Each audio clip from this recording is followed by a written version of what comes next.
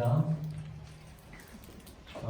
오늘 이 간담회와 발제를 위해서 두 분의 목사님이 제 연구실에 오셔서 한 1시간 반 정도 기독교 가정생활협회가 어떤 역사를 가졌고 지금 어떤 걸음을 걸어왔고 하나님이 또 어떤 비전을 주셔서 이 간담회를 하려고 하는지 저에게 세미나를 주셨습니다. 제가 두 분 앞에서 1시간 반 교육을 받고요. 아니 이거 제대로 준비했구나 라는 생각을 하게 되었고 또 큰 책임감과 또 비전을 갖고 오늘 발제를 준비하게 됐습니다. 저는 장로신학대학교에서 기독교를 가르치고 있는데요. 더불어서 예배학도 같이 가르치고 있고요. 또 교육 목회라고 하는 영역을 주로 가르치다 보니까 이 교육만이 아닌 가정을 통하여 하나님께서 하나님 나라를 어떻게 이 땅 가운데 세워가실까에 대한 영역들을 공부할 기회가 있었습니다. 그래서 오늘 그런 부분들을 다 묶어서 부족하지만 같은 비전을 품고 어떻게 걸어가면 좋을까라고 하는 길을 찾아가며 단서들을 좀 찾아가는 귀한 시간이 어떨까라고 하는 생각을 갖게 되었습니다. 오늘 제가 1시간 정도 발제할 텐데요. 양이 좀 많아서 이것을 글로다가 표현하기 어려울 것 같아서 PPT를 준비했습니다. 양해해 주시면 일어나서 PPT를 보면서 강의하도록 하겠습니다.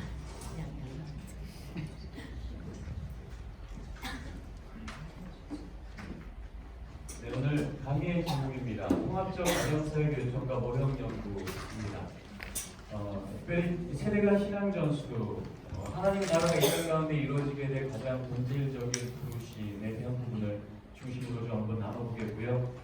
강의 플로우는 이렇게 됩니다. 먼저는 지금 한국교회 가정사회 현장이 어떤가, 두 번째는 이러한 현장 가운데 우리에게는 어떤 것이 요청이 되어지고 그 요청 가운데에는 5가지 영역의 가정사역에 섬겨야 될 자리들이 발견된다.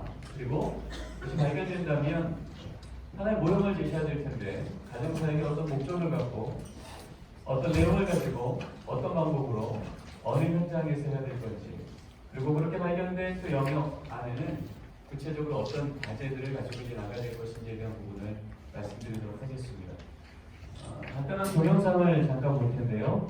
이 영상을 보고 강의를 진행하도록 하겠습니다.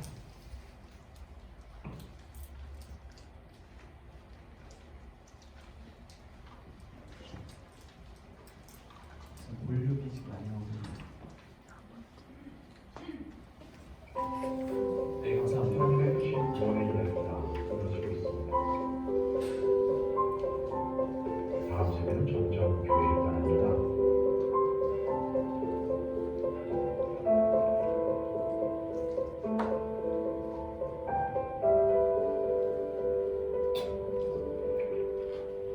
모든 사람에게는 자신만의 이야기가 있습니다. 개인의 꿈, 가치, 비전. 그러나 사실 그 이야기는 각 사람을 둘러싼 세상의 더 큰 이야기와 밀접하게 연결되어 있습니다. 세상이 들려주는 더 큰 이야기는 개인의 이야기를 강화시키기도 하고 약화시키기도 합니다. 지금 교회에서 아이들이 하나님의 이야기를 정기적으로 듣고 있습니다. 그 아이를 둘러싼 세상이 전혀 다른 이야기를 계속해서 들려준다면 아이 속에 하나님의 이야기는 점점 사라지게 될 것입니다.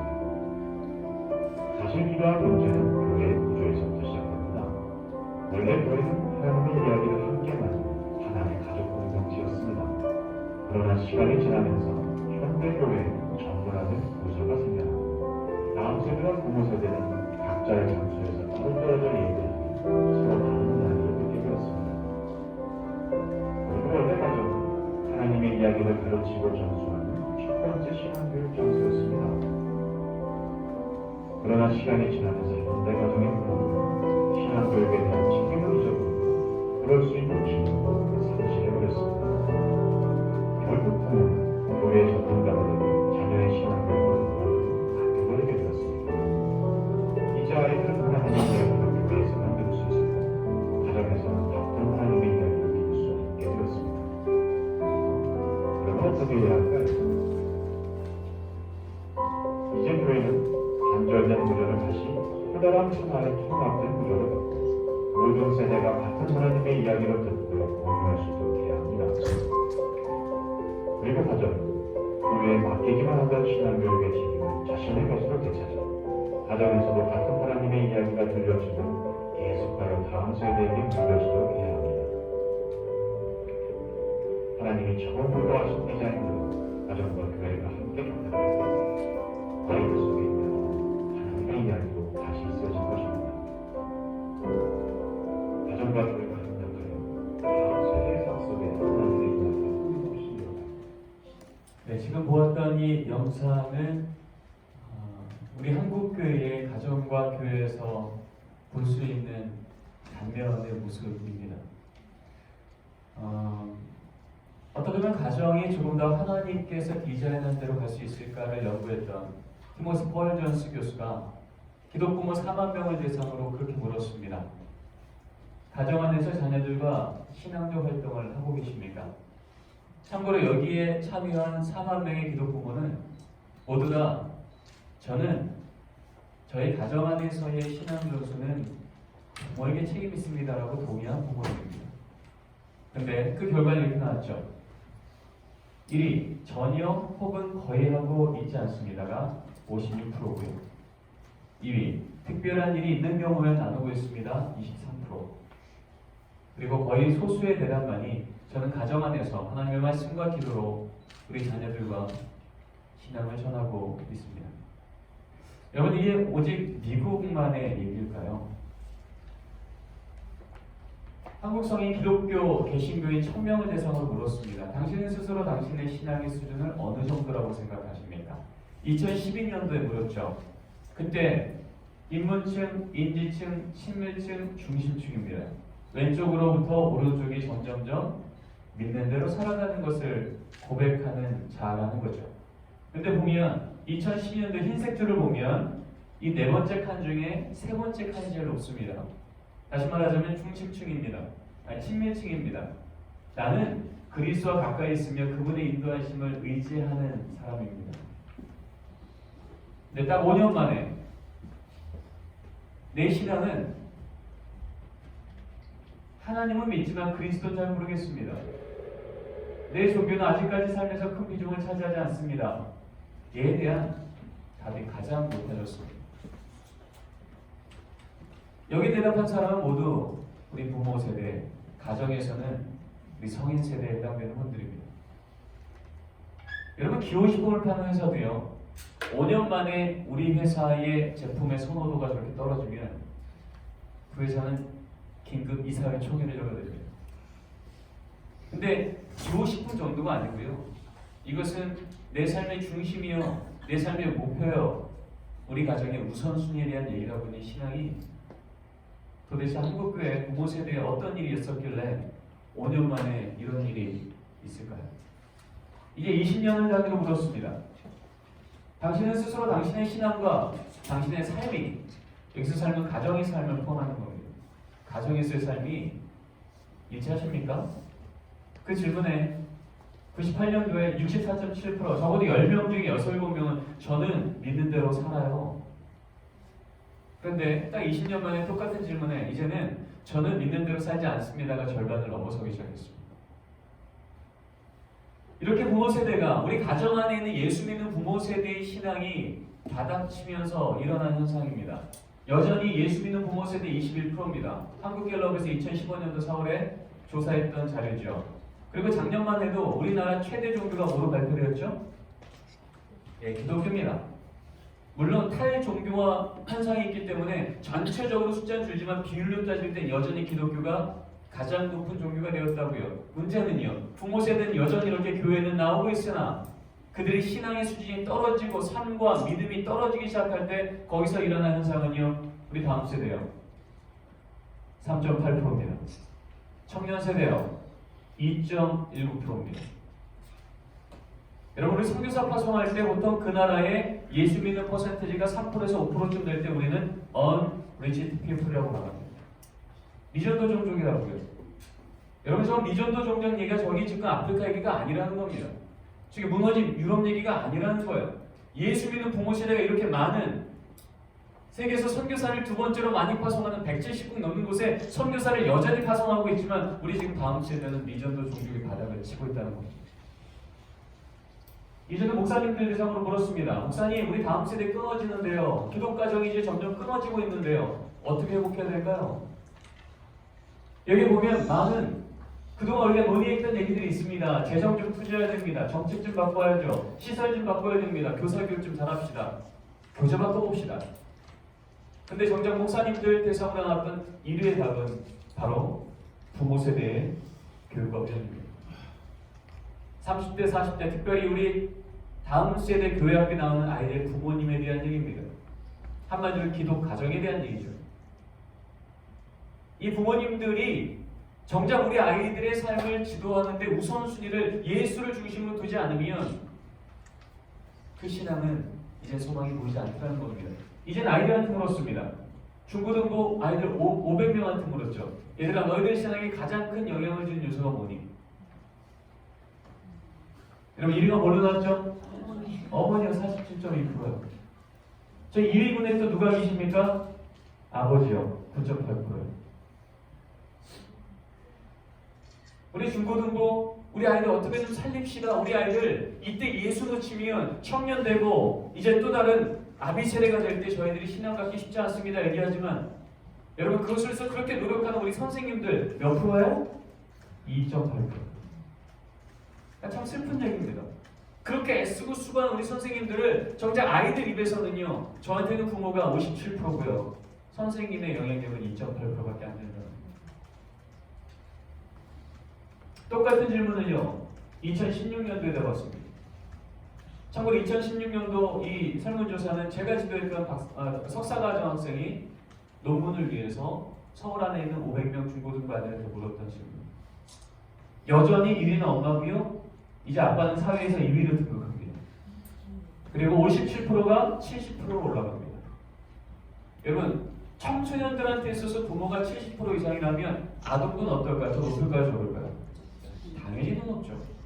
부모가 손잡고 오지 않으면 교회에 나오지 않을 우리 염려의 축은 어떨까요? 절대적이죠. 근데 그동안 우리가 우리 다음 세대 신앙 연수의 문제에 있어서 또 기독 가정이 지속될 것인가라고 이 본질적인 질문 앞에서 우리는 이 가정에 대한 문제들을 너무 놓쳐왔다는 것입니다. 저는요, 우리 기독 가정 안에서 우리 다음 세대에게 적어도 저 말이 부모의 등을 통해서 아이들에게 느껴지면 이제 우리 기독 가정에는 가드레일을 넘어선 대형 사고가 일어난다고 생각합니다. 여러분 70%의 영향력이 부모인데 그 예수 믿는 부모가 21% 예수 믿는데 지금 다음 세대가 3.8%라는 얘기는요. 무슨 얘기일까요? 지금 그 부모 세대가 우리 아이들에게 본을 보이고 있다는 얘기입니까? 아니면 부정적 영향을 주고 있다는 얘기입니까? 얘가 부정적이라는 얘기. 이런 얘기인 거죠. 중학교 2학년짜리 딸아이 기말고사 기간에 엄마가 중등부 예배 시간에 학원 앞에 딱 내려주면 얘기하는 거죠. 혜인아, 너가 기말고사 얼마나 중요한지 알지? 열심히 공부해. 엄마 열심히 기도할게. 그리고 엄마는 학원 앞에 딱 내려주고 돌아서서 어디 가세요? 교회 오세요. 그래서 뭐라고 기도해요? 하나님, 우리 딸 좋은 성적으로 하나님께 영광 돌리게 해주세요. 여러분 백보양보해서 정말 그 딸이 그렇게 하고 명문대학 갔다고 치죠. 그러면 정말 하나님이 그의 인생을 그렇게 승승장구하게 해주실까요? 아니죠. 여러분 그게 돌아서는 엄마의 등을 보면서 이 딸이 무슨 생각한다고요? 아, 신앙은 여차하면 제껴도 되네. 급할 때 참고 손해볼 것 같을 땐 여지없이 예배가 아니라 특강이, 하나님의 말씀이 아니라 세상의 스펙이 진짜 내 인생 지켜주겠네. 여러분 이렇게 해서 배웠던 이 아이들이 청년이 되고 부모 세대가 될 때 여러분이 중고등학교 때 기말고사 받아 급한 일이 없을까요? 또 있을까요? 더 많아지죠. 연애할 때요, 직장 준비할 때요. 여러분 현장에서 들려진 얘기는요, 우리 아이들이 지난 1년간 무엇 때문에 주일 예배를 가장 많이 빠졌는지 통계조사할 때요, 부동의 1위가 나옵니다. 뭘까요? 저도 학원일 줄 알았습니다. 저 역시 충신교회에서 교육총괄 목사할 때 해마다 이 조사를 할 때 늘 그래 학원이겠지, 공부겠지, 피곤해서겠지, 자는 거래. 근데 늘 1위는 뭐였는지 아십니까? 네, 가족여행이었습니다. 항상 가족여행이었습니다. 그러니까 아이들 입장에 우리 지금 우리 기독 가정인데 가족여행 때는 예배 빠져도 되는 거예요. 그러니까 이 아이는요, 아 그래도 되는구나. 그럼 이 아이에게 중고등학교 때 가족여행만큼 중요한 일이 이 아이의 인생 가운데 없겠냐고요.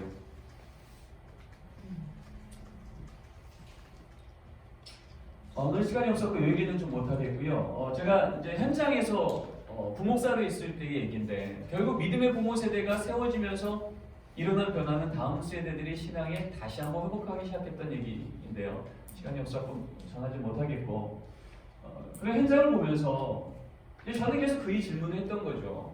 집사님, 권사님, 장로님 부모로도 회심하셨습니까? 정말 예수가 주님 맞습니까? 내 자녀의 진학의 문제 앞에서도, 내 자녀의 입시 문제 앞에서도, 내 자녀의 직장과 결혼의 문제 앞에서도 정말 회심하셨습니까? 여러분 초대교회 때부터 그리스도인들의 별명은요 마르투스였습니다. 사도행전만 해도 여러 번 나오는 이름입니다. 부활의 증인이라. 이 증인이란 마르투스란 단어는요 마트리아고 하는 순교자랑 똑같다는 단어입니다. 한마디로 초대교회 때부터요 예수 믿는다는 건 뭐냐면 목숨 걸고 전할 그 이름을 갖고 있는 자요. 딴 건 몰라도 예수 이름만큼은 전하는 데 있어서요. 이건 타이가 없었다는 겁니다. 지금 이 시대 기독 가정에서 그 다음 세대에게 전하는 가장 최고의 가치가 정말 예수라면 21%의 예수 믿는 부모 세대 밑에 3.8%가 가능했겠습니까? 아니죠. 그럼 예수 믿지 않는 가정들도요 부모 세대가 여기까지 살아보니 내 인생 진짜 안전하게 지켜주는 게 돈이네 그러면요 우리 자녀 손에 돈을 쥐어주려고 새벽부터 밤까지 일합니다. 명문대학이면요 아직 초등학교도 들어가지 않았는데요 너 그 대학 들어가야 돼. 대학 이름은 목숨 걸고 지어줍니다. 그게 상식입니다. 근데 정말 예수 믿는 자들의 상식인 내 인생의 주인이 예수라고 고백하는 우리 기독 가정 안의 부모 세대들이 우리 자녀들에게 정말 목숨 걸고 예수 이름을 전하고 있습니다. 성경은요 아까 우리 목사님도 발제 때 말씀해 주셨지만 구석구석에 믿음의 부모 세대에게 하나님은 다음 세대에게 부모 세대가 복음을 전하는 그 현장이 가정이 된다고 말을 하고 그 예수 믿는 자가 살아가는 삶의 본이 바로 그 가정에서 부모의 등을 통해서 보여준다고 말씀을 하고 있습니다. 창세기 1장 28절이요. 하나님께서 이 땅 가운데 처음으로 인류에게 하셨던 첫 선언인데 그 선언은 이렇게 얘기합니다. 그들에게 복 주시며 생육하고 번성하여. 여러분 여기서 생육하고 번성하라는 얘기가 여러분 자녀들 많이 낳으라는 얘기만 해서 끝나겠습니까? 에덴 동산에서 그 영적인 하나님과 완전한 하나님의 다스림의 땅이 있던 그곳에서 생육하고 번성하라는 얘기는 하나님의 나라와 하나님의 뜻과 하나님의 의가 그 다음 세대, 그 자녀 세대에도 풍성하게 번성하게 흘러가게 하라는 책임 아니겠습니까? 먼저 말씀 맡은 자에게 이 말씀을 전하라고 말씀하신 그 하나님의 말씀 앞에 선자 그 부모 세대를 통해서만 우리 다음 세대가 또 부모 세대가 되어지며 기독 가정을 위해서 하나님의 나라를 세워가는 가장 구체적인 현장이 될 것을 하나님 말씀하셨죠. 믿음의 조상 아브라함을 하나님께 세우실 때부터요. 하나님은요.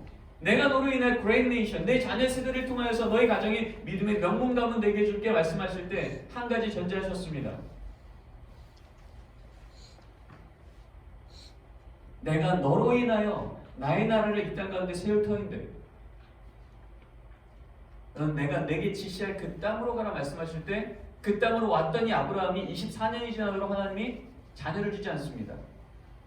그때 24년 만에 하나님이 99세 때 17장 1절에 나타나서 했던 첫 마디는요. 나는 하나님, 전능한 하나님이라. 나 너한테 약속한 믿음의 다음 세대, 믿음의 가정 세워줄게라는 얘기 잊지 않았어. 그런데 그 다음에 하는 말이요. 히트, 할렉, 레파나이. 여기 적혀 있는 너 내 앞에서 완전히 행해야 돼. 이 말씀이 있기 바로 전절.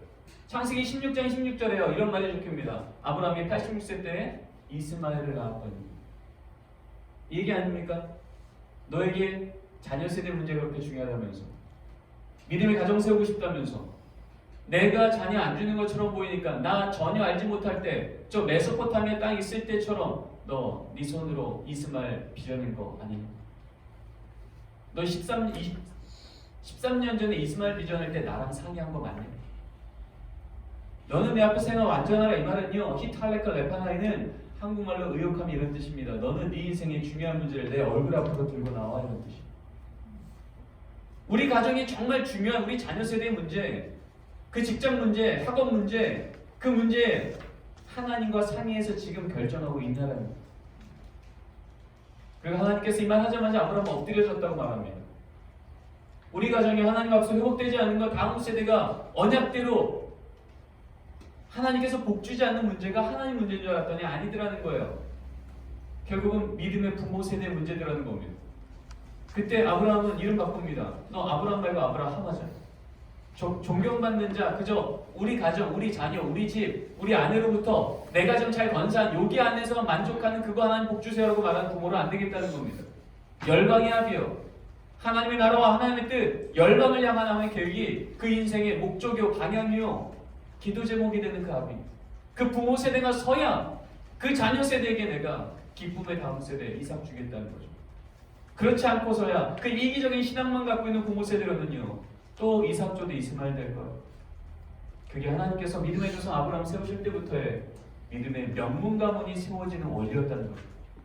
시간이 없어서 더 말씀 못 드리지만 성경은 일관적으로 구석구석 하나님은 믿음의 부모 세대를 세워 믿음의 다음 세대가 믿음을 전수받으며 바로 그 공동체가 하나님의 믿음의 가정이 되어지며 그곳이 곧 하나님의 나라가 세워지는 첫 자리가 되게 하신다고 말씀하고 있는 거죠. 신약 성경은 말할 것도 없고요. 주의 교훈과 훈계를 행하라. 이 얘기는요, 교회학교 선생님한테 한 얘기가 아닙니다. 이 얘기는 부모한테 한 얘기예요. 주의 교훈과 훈계로 말씀과 기도를 가르치는 일, 그건 가정 안에서 부모가 자녀에게 해야 될 성경적 정명령입니다. 우리 알다시피 장로님에 대한 기준, 집사님에 대한 기준, 감독에 대한 기준, 성경은 2000년 전부터 선언한 거죠. 이 자리에 하나님께서 세우시는 그 믿음의 가정의 리더가 되려면 기본적으로요, 믿는 자녀를 둬야 되고, 자녀를, 자기 집을 잘 다스려야 되고요, 자녀들로 모든 공손함으로 복종케 하는 자, 한마디로 그 가정이 건강한 기도 가정이 되어야 된다는 얘기입니다. 이것이 건강한 교회가 되는 또 하나의 중요한 요소가 된다는 거죠.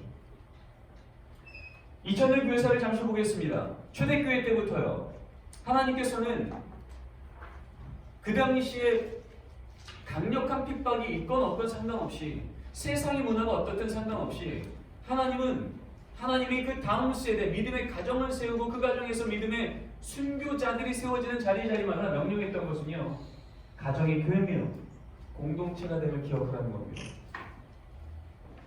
성 크리소스톰, 알렉산드리아 클레멘, 성 어거스틴, 우리가 알고 있는 초대교회 교부들의 목회 지침서들을 보면 공통적으로 나오는 얘기는요, 예수 믿는 가정입니까? 거기에는 하나님 때문에 갖는 거룩한 의례가 구별되어야 됩니다. 의례요. 여러분, 아침에 눈 뜨면 의례하는 게 뭡니까? 기도죠. 그게 의례라는 겁니다. 의례하는 거예요. 세수하고요, 옷 갈아입고요, 그런 의례하는 것인데 기도 가정 가운데 거룩한 의례가 있어야 된다는 거죠. 그게 바로 기도하는 것, 말씀 읽는 것, 위기가 오면 무릎 꿇어 기도하고, 아니 자녀도 함께 무릎 꿇려 기도하고, 그래서 그렇게 꿇은 무릎 가운데 하나님이 아니고 설명할 수 없는 그 놀라운 기적 같은 일을 이 가정이 함께 경험하게 될 때, 부모 세대부터 들었던 그 하나님은 이제 내 눈으로 보는 하나님이요, 내가 고백하는 하나님이 될 때, 그때 이 다음 세대와 이 가정은 진짜 기도하는 가정이 되는 거죠. 종교개혁 때 말할 것도 없습니다. 루터와 칼빈이요, 그 바쁜 와중에도 카테키즘이라고 하는 세례문답서를 만들어 우리 성인 회중들에게 다 쥐어주며, 여기서 하나님 배우셨습니까? 집으로 돌아가 이 책 갖고 자녀들에게 하나님을 가르치십시오. 이것은 권면사항이 아니라 순종사항입니다. 초대교회랑 동일한 선언이 마틴 루터를 통하여 존 켈빈을 통하여 선언됩니다. 가정은 작은 교회임을 잊지 마십시오. 이제 100년이 지납니다. 17세기가 되어 청교도 시대가 옵니다. 그때요, 가정 예배를 아예 총회와 교회에서 이제는 7일 대상으로 여깁니다. 이 당시에 이 청교도 시대를 이끌어갔던 리차드 백스터라든지 찰스 헨리라든지 이런 목사님들의 목회 집준서를 보면 이런 글이 써있습니다. 목사님들 예배 드리실 때 회중들이 모입니까? 그럼 예배 드리기 전에 이거 하나 확인하십시오. 지난 한 주간 가정에서 가정 예배 게을리한 부모님들 일어나세요. 지난 한 주간 자녀에게 성경과 기도 가르치기 게을리했던 부모님들 일어나세요. 일어나겠죠? 그러면 그 부모님들은 서서 예배드리라고 합니다. 그리고 스코틀랜드 총회법의 자료를 보면 이런 말이 적혀 있습니다. 그렇게 서기를 반복하는 부모님들 수찬 정지를 명하십시오. 여러분, 그때는 매주 예배 때마다 성만찬 했잖아요. 성만찬은 여러 의미가 있지만 그 중에 하나는요, 우리 교회 교인입니다 이거거든요. 근데 가정예배 게을리하고 성경과 기도 가르치기에 게을리하는 가정은요, 적어도 우리 교회 교인 아니라는 거예요. 그거 회복할 때까지. 다른 거는 우리가 함부로 우리 교인입니다 아닙니다 말하지 못하지만 적어도 우리 다음 세대가 끊어지고 기독 가정이 왜곡되어지는 그 근본적인 사건이 우리 자녀 세대와 가정에서 예배를 드리고 말씀을 나누는 일을 멈추는 일을 우리가 탓 못하겠다는 겁니다. 여러분이 청교도인들이 건너가서 미국의 교회를 세웠습니다. 그러면서 하나님께서 복을 주셨죠. 그런데 100년이 지나자 또 그들은 또 타락하기 시작합니다. 그때 그 세대 18세기, 19세기 다시 미국 사회를 갱신시켰던 운동이 Great Awakening Movement, 우리가 알고 있는 대봉주의 운동입니다. 이것을 이끌어갔던 조나단 에드워즈 목사님께서 이제는 동네를 가면 텐트를 치고 회심시키고 그 옆 동네 가서 또 텐트 치고 회심시키고 그렇게 저기 뉴저지부터 펜실베니아부터 버지니아부터 미국 전체를 남부부터 중부 서부까지 돌고 가고 있는데 문제는요, 그렇게 부모 세대가 와서 회심하고 돌아가는데 문제는 돌아가니까 다시 삶으로 돌아가더라는 거예요. 똑같이 갬블하고 똑같이 알코올 먹고. 그때 이 조나단 에드워즈 목사님께서 선한 겁니다. 부모 세대가 여기 와서 주 앞에 회심했으면 집으로 돌아가 가족들 앞에서 자신의 회심을 고백하고, 그리고 저기 적혀 있는 말이에요. 가정 예배는 경건과 신앙을 위한 은혜의 수단임을 기억하여 자녀들과 함께 가정 안에서 경건한 삶을 유지하고 그리고 신앙을 전수하십시오. 여러분, 이 운동이 바로 가정과 연결되었을 때 대공주의 운동은 이벤트로 끝나지 않았고요, 100년이 넘도록 미국 사회로 뒤집어 놓은 겁니다. 하나님이 이렇게 놀랍게 가정을 하나님의 은혜의 통로로 쓰셨고요, 저 끝자락에서 19세기 끝자락에서 하나님 저 이렇게 여기서 은혜 받았는데 어떻게 살죠? 하고 할 때 저 대봉주의 운동 끝자락에 은혜 받아 조선 땅 가서 복음 전하래라고 오신 분이 누구냐? 호레이스 언더우드 아펜젤러. 그래서 한국교회는 한국 선교 초기 때부터 무엇이 강조됐냐면 가정 안에서 신앙 전수를 하라고 하는 강조가 우리 한국 선교 초기 때부터 있었죠. 1918년도에 발견된 성경 잡지를 보면요, 놀랍게도 1권, 1호 첫 번째 페이지 첫 글자가 뭘로 시작하냐면 가정예배를 시작합니다. 같이 한번 읽어보겠습니다. 시작. 가정예배는 도덕 근본상의 작용이요 그리스도교의 일종 특색으로 수신제가의 요소로다. 여러분, 수신제가요, 우리 집안이 일어서고 우리 자녀가 다시 일어설 수 있는 바로 그 요소가 뭐냐면 가정예배라는 겁니다. 나라를 봐도 소망이 없고 정부를 봐도 소망이 없고 세계 열강을 봐도 소망 없는데 바로 그런 세상을 다스리시는 하나님이 우리 가정의 주인이시며 아버지라는 고백이 우리 가족과 우리 부모와 자녀 입에서 나오는 그 가정예배에서는요, 이제 소망이 있다는 거예요. 바로 이 신앙의 유산을 갖고 바로 그 위에서 한국교회가 섰고, 그래서 믿음의 가정 가운데 순교자가 나오며 하나님 그들을 통해서 한국교회를 든든히 세워가셨습니다. 바로 이런 부분들을 주목하며 결국 가정이 살아야 또 교회가 살아날 수 있고 다음 세대가 살아나는 것, 부모 세대가 살아나야 되고, 이것은 다 유기적으로 연결된 문제구나. 이것 앞에 어떻게 우리가 목회를 해야 될까를 연구한 학자들입니다. 티머스 파이언스 그리고 라너 토라건의 학자들이 중심으로 패밀리 이퀴핑 모델을 발표하게 됩니다. 이전까지는요, 아까 우리 목사님께서 말씀하신 것처럼 가정사역이라고 할 때요, 주로 치유 그리고 회복 이런 부분들을 통해서 교회 전체 중에 우리가 도움을 주어서 조금 더 정상적인 삶으로 회복하는 정도까지 오는 것을 감당했던 것이 미국에서도 가정사역, 패밀리 미니스트리의 시작이었던 것 같습니다. 그리고 1970년대 가면 여러 가지 찰스 셀이라든지 또 가랜드라든지 이런 학자들을 통해서 이 가정사역이 조금 더 사회과학적인 방법을 통하여서 그들에게 도움 줄 수 있는 걸 교회가 좀 줍시다 라고 하는 것이었어요. 근데 이것이 발전하다 보니까 성경에서 말하고 있는 가정은 단순히 상담이 필요하고 치료가 필요한 사람들만 하는 것이 아니라 교회가 전 회중들을 대상으로 무언가를 해야 되는 거구나. 그러면서 시작한 것이 가정 프로그램 모델이라고 적혀 있는 거예요. 무엇이냐면요. 5월이면 전교인 대상으로 가정의 날 행사를 합니다. 8월이면 전교인 대상으로 가족 캠프를 갑니다. 10월이면 전교인 대상으로 가족 참여 추수감사 활동들을 합니다. 성탄절이면 전교인이 그리고 가족이 참여하는 성탄절 액티비티를 합니다. 그러니까 많은 예산도 들이고 많은 사람도 쓰고 많은 시간을 들이는데 문제는요, 다양한 프로그램, 근데 그들의 신앙은 여전히 교회가 의존이고요.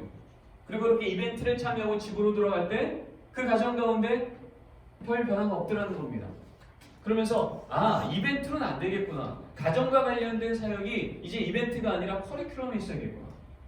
커리큘럼이라고 하는 것은 목적을 가진 의도적인 활동들이죠.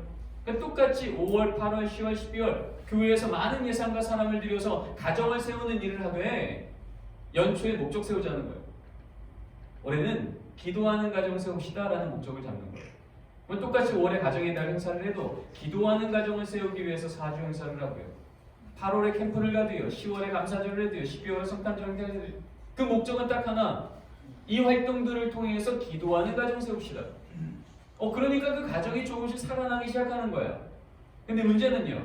그렇게 진행했더니 프로그램만이 아니라 커리큘럼 갖고 진행을 했더니 부모가 참여하고 교회가 중심이 되어 신앙이 살아나기 시작했는데 이렇게 하다 보니까 재정이 문제건 교회 상황이 문제건 하던 프로그램을 내년에 못하게 된 거예요. 교회가 멈춘 겁니다. 그러면 그 다음 년도 교회가 멈췄을 때 가정은 어떨까요? 같이 멈추죠. 이건 아닌 것 같은데. 그리고 저렇게 하려면 어느 정도 재정도 있어야 되고 상황도 돼야 되고 그러면 그렇지 않은 작은 교회들은 못한다는 얘기인가? 이건 아닌데? 라고 하면서 성경을 다시 보게 된 거죠. 그러면서 성경에서 말하고 있는 근본적인 것은 프로그램과 커리큘럼이 더 본질이 아니라 이것보다 더 본질은 결국은 부모 세대가 가정 안에 있는 신앙의 부모 세대가 내가 가정 안에서의 신앙의 모델이 되어야 되며 자녀에게 신앙의 가정 교사가 되어야 되며 그리고 교회는 이러한 가정이 살아갈 수 있도록 영향을 구비시켜주는 역할을 교회가 되는 거예요. 프로그램과 커리큘럼의 문제가 아니라 이것은 그들이 가정 안에서 신앙 전수할 수 있는 말씀 전달자, 제자 양육자, 삶의 모범자가 될 수 있는 그 훈련을 시켜주는 것이 바로 교회가 해야 될 보다 본질적인 상황이구나. 그러면서 결국은 신앙 전수라는 것, 이 가정이 기록 가정으로 선다는 것은 교회 의존만도 아니고 교회 중심만도 아니고 이제는 건강한 가정과 교회가 동역하는 걸음으로 이 방향이 성경에서 말하고 있는 보다 더 우리가 가야 될 길이구나라는 걸 발견하게 된 거죠. 마리아 해리스라고 하는 기독교 학자가 있습니다. 이분은 이제 교육 목회라고 하는 개념을 처음 만드신 분이세요. Educational Ministry. 그러니까 이것은 무엇이냐면 목회라는 것 자체가 하나님께서 목적을 가진 의도대로 우리를 이끌어 가실 때 거기에 어떻게 참여할 것인가 그것으로 가는 여정, 그게 결국 목회네 라고 이해한 거예요. 그러면서 Fashion Your People이라는 책을 통하여서요, 모든 목회에는 두 가지 소명이 있으며 이 두 가지 소명을 이루기 위해서 우리 5가지 영역을 실천해야 된다라는 것을 발표했습니다. 두 가지 소명은 무엇이냐면 첫 번째 목회적 소명입니다. 하나님의 백성들은 모두 다 제사장적, 예언자적, 왕적 백성으로서 소명을 받았으며 그래서 이들을 통해 하나님 나라 이 땅 가운데 세우시는 게 하나님의 뜻인데 그 소명을 이루기 위해서 그들을 그렇게 훈련시키고 양육시키는 양육적 소명이 우리에게 있습니다. 그래서 하나님의 신적 기관, 특히 교회와 가정이요, 이 두 기관들은 반드시 두 가지 이 소명을 인식하며 이 두 가지 소명은 5가지 영역을 통하여서 분현화될 수 있습니다 라고 말하며 얘기한 것이 예배, 교육, 선포, 봉사, 교제입니다. 앞에서 얘기했던 패밀리 이큐핑 모델, 가정 구빈 모델과 지금 뒤에서 얘기했던 마리아 해리스의 소명, 2가지 소명과 5가지 영역을 이제 우리 한국교회 가정사역 이 부분을 어떻게 나갈 것인가라고 하는 고민 가운데 이 두 부분의 함의점들을 묶어서 그러면 우리 한국교회는 가정사역을 어떻게 이끌어가야 될 것인가 라고 할 때 정리한 내용입니다. 목적은요, 각 가정에게 주신 하나님의 사명을 인식하며 공유하게 하고 그 사명을 실천하기 위해서 가정 구성원들에게 필요한 역량을 구비시키고 그리고 그들이 삶에서 실천케 하는 겁니다. 이 목적을 갖고 어떤 내용을 다룰까라고 할 때 가정이라는 보다 친밀한 생활 공동체이자 혈연 공동체, 그리고 앞에서 얘기했던 사명 공동체, 바로 그 공동체이기 때문에 이해하는 앞에 마리아 헤리스가 얘기했던 5가지를 우리는 다시 재개념할 필요가 있는 거죠.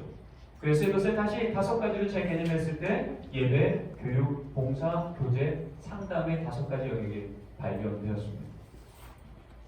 방법은요.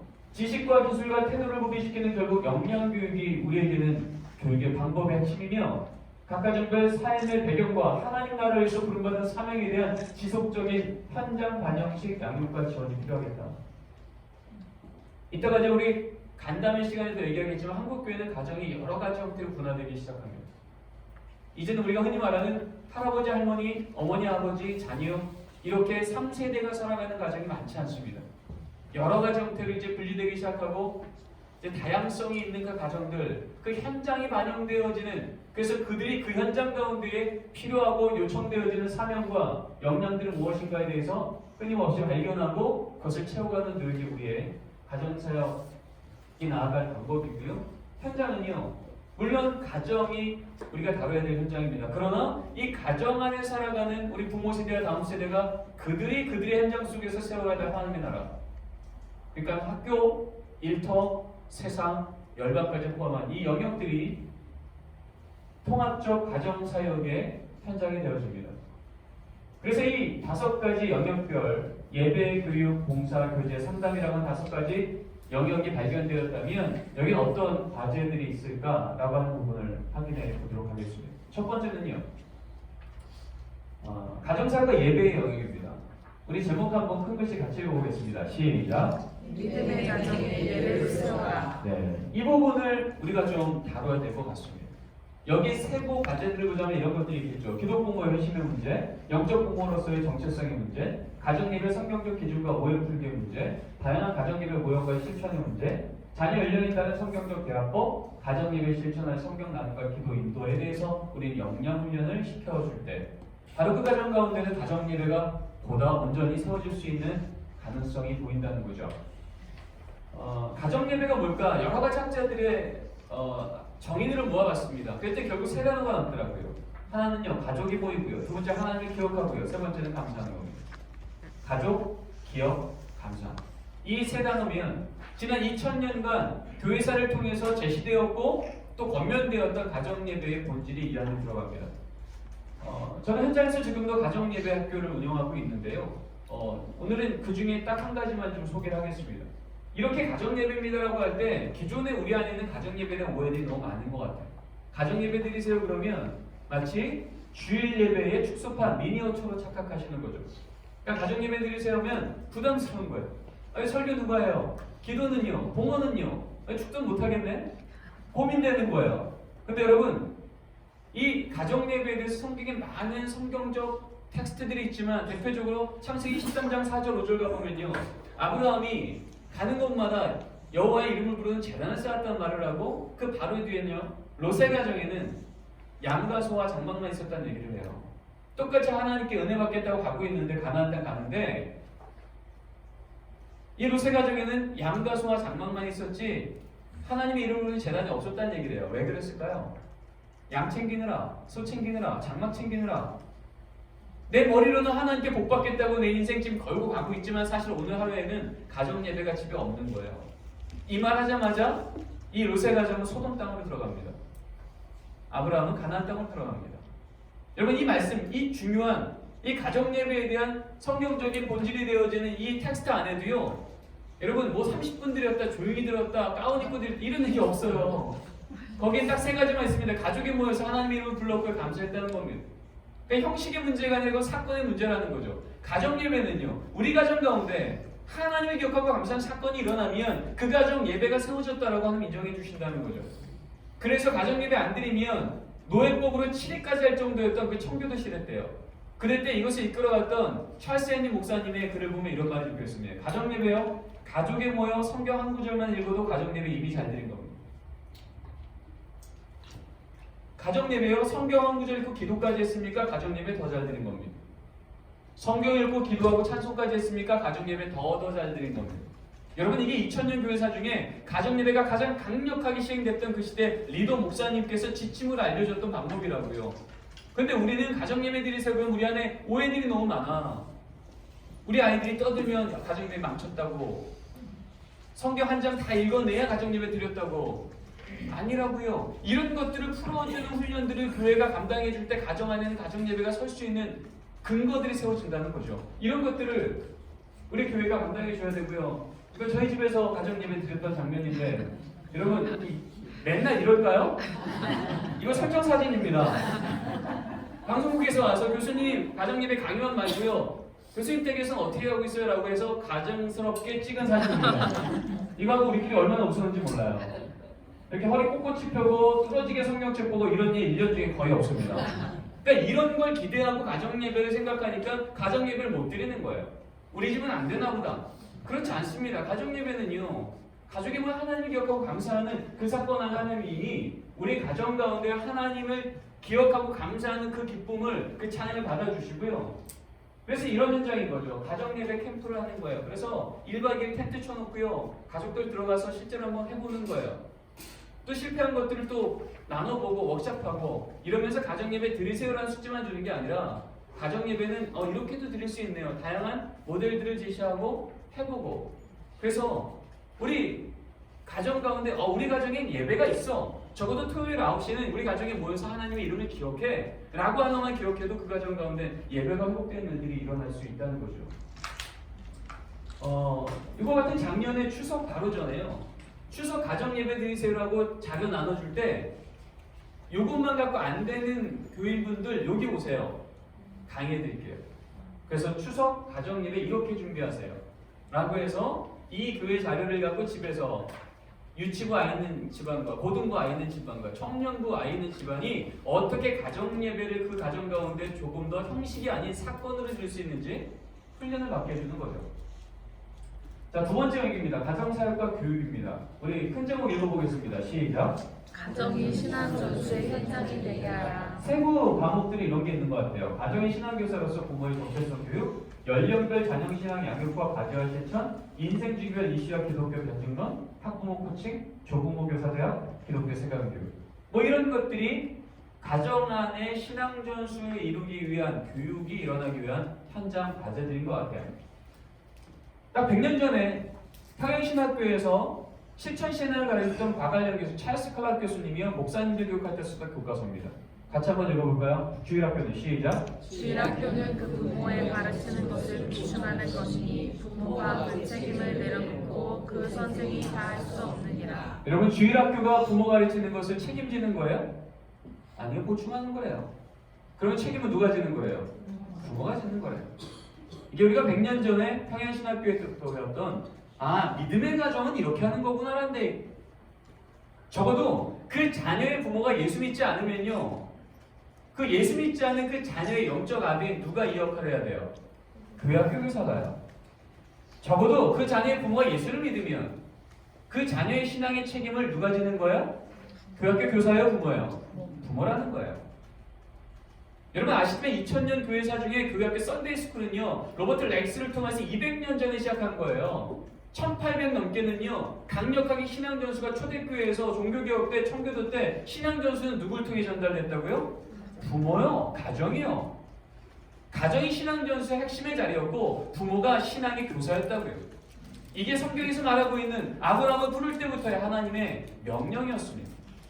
이 부분은 우리가 잊지 말자라는 것입니다. 저희 집은요, 주일 5일에 끝나고 나면 교회 가방 들고 거실에 모입니다. 이거 합니다. 종이 한 장씩 주고요, 오늘 주일날 들은 말씀 한번 종이에 적어볼래? 적습니다. 그러고 나면 적은 종이를 벽에 붙입니다. 저게 어디냐면 밥 먹는 식탁 바로 앞이에요.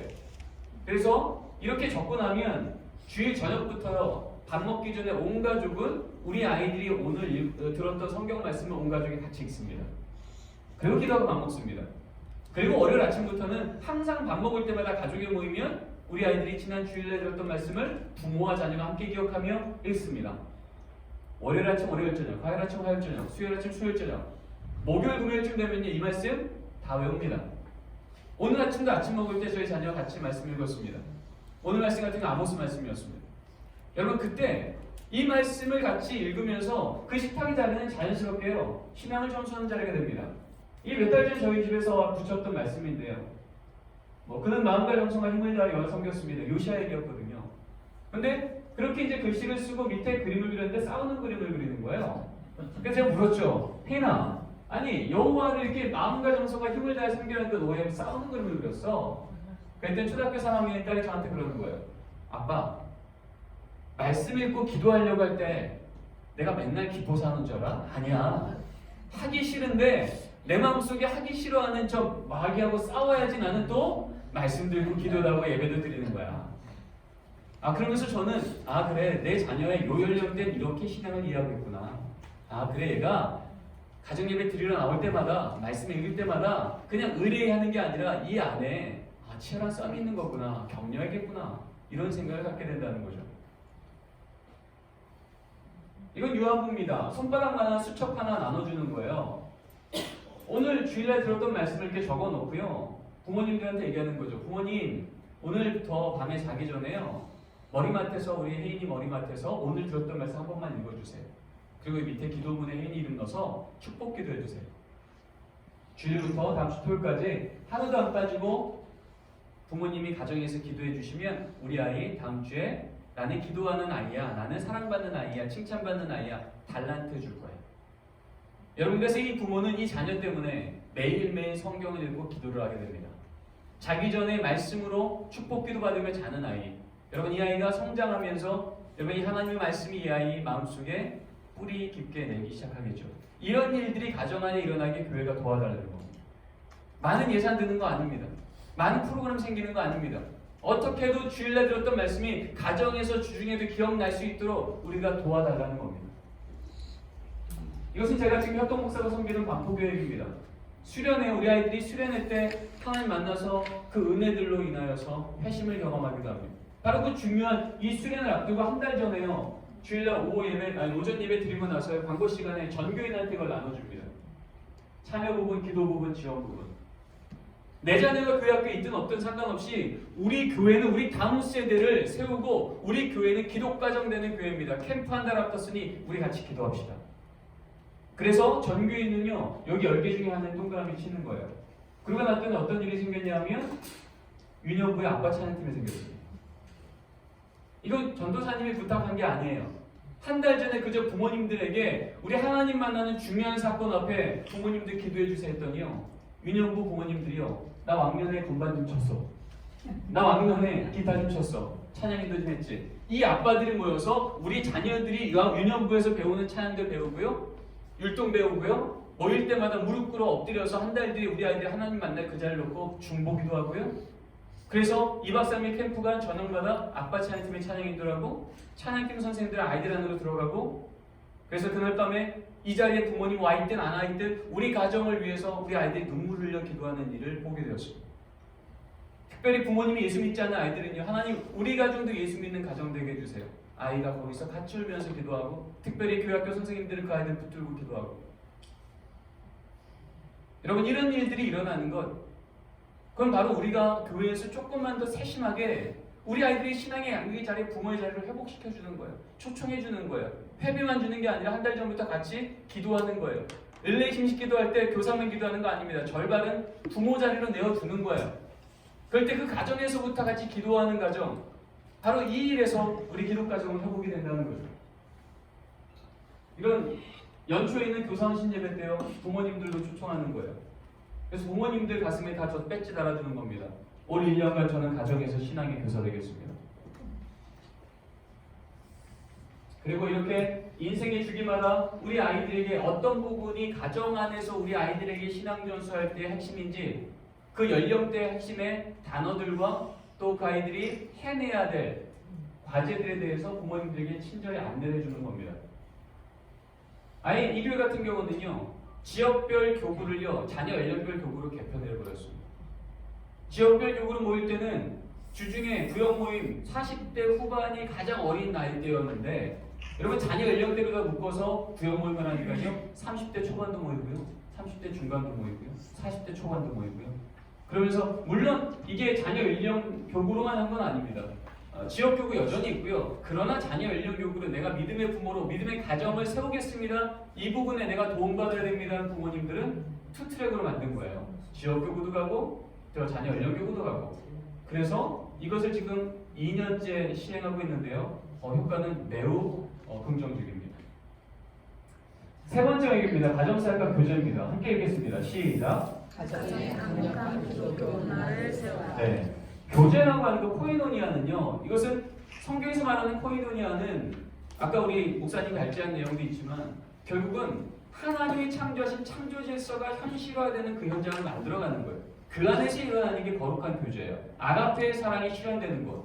바로 그 교제가 우리 가정 가운데 일어나고 있는가. 그걸 위해서 우리는 그렇게 사세요라고 숙제 준다고 안 되잖아요. 그럴 때 그렇게 살 수 있도록 우리는 친절한 안내와 역량을 길러주는 일들을 우리 교회가 같이 감당해 달라는 거죠.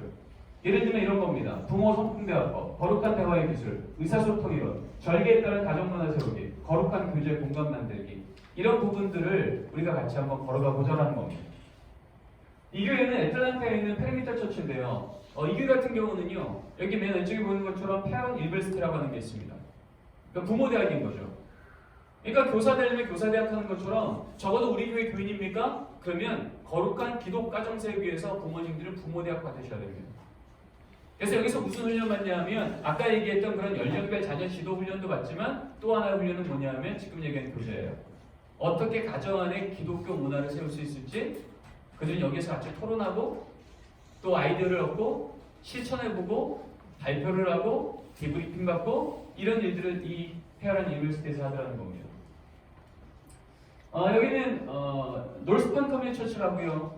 앤디스니 목사님 교회인데 리팅크 그룹이라고 하는 이 교육부를 지원하는 연구센터가 있는데 여기서 무슨 일을 하냐면 왼쪽에 있는 분은 교육목사세요. 레지 조이너라는 목사님이시고요. 오른쪽 계신 분은요 전문가세요. 어떤 전문가냐면 지금 이 가운데 있는 분은 학부모거든요. 학부모가 내가 가정 안에서 기독 문화를 세우려고 하는데 잘 안 되는 거예요. 예를 들면 뭐 핸드폰 문제예요. 그렇죠? 게임 문제예요. 이런 것 때문에 가정에서 기독 문화가 안 세워지는 거 어떻게 하면 우리 가정은 이런 것을 성경적이고 목회적으로 이 대화가 흘러가고 교제가 있는 가정 되게 할 수 있을까라고 할 때 이쪽 분야의 전문가 맨 오른쪽에 있는 분 부르는 거예요.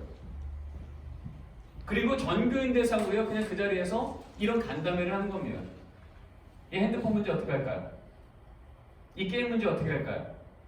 때로는 창조와 진화론에 대해서 우리 아이가 학교에서 배웠는데 어떻게 지도할지 모르겠습니다라고 교회에 요청을 하면 교회는 또 그쪽 분야의 전문가를 데려다가 또 이렇게 학부모와 같이 간담회를 하면서 어떻게 하면 우리 가정 가운데 이런 신앙을 도전하는 문제 앞에 우리 가정은 거룩한 신앙의 문화를 계속 세워갈 수 있을지를 도와주는 자리들을 의도적으로 만들어가고요. 여기 스티키 페이스라고 플러신 학교 안에 있는 유스 인스티튜션입니다.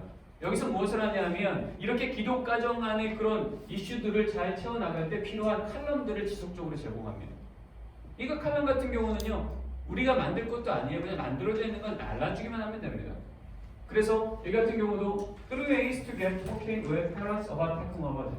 이 미디어의 문제를 부모가 어떻게 가정 안에서 좋은 기독 문화를 만들어갈지에 대한 칼럼들, 짤막한 것들을 제공해 주라는 거죠.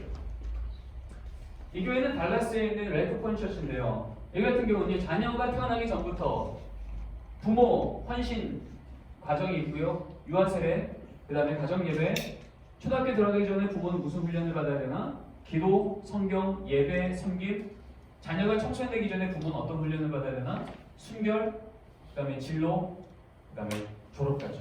이 여정을 가는 동안 가정 안에서 어떻게 우리 자녀들이 기독 가정이라고 하는 세상에 우리 아이들을 매일 제정화시키는 세상의 문화를 접하는 우리 아이들이 이 가정 안에서의 경험을 통하여서 그 세상에 물들지 않고 도리어 세상을 변혁시킬 수 있는 영성의 실력 같은 아이들이 될 수 있도록 부모는 어떤 역할을 해야 되는지에 대해서 저 여정마다 교회가 아이디어들을 제공하고 또 그런 것들을 격려하고 그래서 적어도 이런 여정을 가는 가정들은 그 가정마다 거룩한 기독 문화가 세워질 수 있도록 돕는 역할이에요.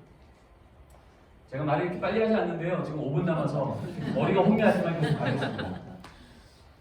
충신교회 같은 경우는 아예 믿음의 가정 세우기 프로젝트라고 해서 전교인 대상으로요. 3가지 조건을 거는 거예요. 가정에서 정기적으로 가정 예배 드리십시오. 그리고 가정에 한 달에 한 번 있는 온 가족이 참여하는 예배를 여기 나오십시오. 그리고 가정 안에서 이런 기독교의 문화들을 실천하는 사진을 찍어서 1년에 3번 이상 보내면 여기 명예의 전당에 여기 가족들을 이렇게 붙여주는 거예요. 그래서 그 가정 안에 기도 문화가 계속 세워지게 거룩한 교제가 일어나게 도와주는 운동들을 하는 겁니다. 자, 네 번째입니다. 선교적 섬김이 있는 가정을 세워라. 이것은 섬김에 대한 과제죠. 결국 가정 안에 섬김이 있다는 얘기는 가정 자체가 사명 공동체가 되어지며 가정이 속한 학교, 가정이 속한 일터, 가정이 속한 이 지역, 또 가정이 파송되어서 나갈 수 있는 열방까지 포함하여 가족 안에 소비 공동체가 아니라 가정은 소비만을 위한 존재가 아닌 가정은 하나님 나라에서 우리 가정에 주신 사명이 있다는 것을 서로 발견하고 참여하고 실천할 수 있도록 도와주라는 거죠. 가정 사명문 만들기, 선교적 가정 세우기, 비전과 진로학교, 일과 역성학교, 가족이 함께하는 매일 중보기도 운동, 온가족 봉사 아울리치, 온가족 단계선교회, 가족과 이웃이 함께하는 좋은 동네 만들기 프로젝트, 이런 것들이 사례가 될 수 있겠습니다. 이거 같은 경우는 우리 아이들 비전 트립이 아니에요. 이건 성인 비전 트립인데요. 거기 갈 때 자녀 같이 데리고 가라는 얘기예요. 그래서 자녀들이 어려서부터요, 우리 가족은 선교하는 가족, 우리 가족은 하나님 나라를 위해서 같이 애쓰고 수고하는 가정. 그러니까 우리 가족은 우리 가족만 잘 살고 잘 먹기 위해 있는 가정이 아니라 우리 가정을 통해서 하나님은 우리의 열방을, 우리 이웃을, 우리 학교를, 우리 일터를 이렇게 바꿔가시네 라고 하는 것을 그들이 어려서부터 경험케 도와주라는 겁니다. 여기는 리소스 센터인데요. 뭐냐면 이 안에만 들어가면 믿음의 가정이 세상 앞에 어떻게 응답할 사례들이 있는지에 대한 자료들이 다 들어있습니다. 이렇게도 세상을 섬길 수 있구나. 이러한 모델의 가정도 있네. 그리고 아까 얘기했던 그런 진화론의 문제라든지 또 신앙의 문제라든지 이런 문제에 있어서 고민이 있는 부모들도 여기 와서 이런 부분 저 고민돼요 그러면 거기에 관련된 좋은 책들을 계속 제공해 주는 겁니다. 참고할 만한 동영상 링크를 알려주는 겁니다. 그래서 도움을 받는 거죠. 그래서 가정이 혼자 몸부림치는 게 아니라 이런 신학적이고 성서적인 리소스를 갖고 있는 교회가 계속해서 지원해 주라는 겁니다. 마지막 상담입니다. 같이 한번 읽어보겠습니다. 시작. 복음 안에서 회복과 성장이 있는 가정을 세우라. 네, 복음 안에서 회복과 성장이 있는 가정을 세우기 위해서 우리 상담의 영역이 또 필요합니다. 세부 과제로는 가정 상담, 중독 상담, 가계도 심화 상담, 가족 실제 심리 실력, 사춘기 부모학교, 결혼 예배학교, 중년 부부학교, 노년 조부모학교, 가족 공감학교, 감정 치료학교. 이건 더 설명하지 않아도 잘 아실 것 같고요. 그래서 결론입니다. 그러면 결국 통합적 가정사역이란 무엇이냐라고 할 때 저는 이렇게 정의하고 싶습니다. 하나님 나라를 위해서 모든 가족이 하나님께서 주신 각자의 사명을 인식하고 필요한 역량을 구비하며 실천하도록 돕는 사역입니다. 제가 이 앞부분의 영역을 얘기하면 여러분이 오른쪽에 있는 세부 내용을 읽어주시겠습니다. 가정사역과 예배, 가정사역과 교육, 가정사역과 교제, 가정사역과 섬김, 가정사역과 상담. 네, 이상으로 발제 마치겠습니다. 수고하셨습니다.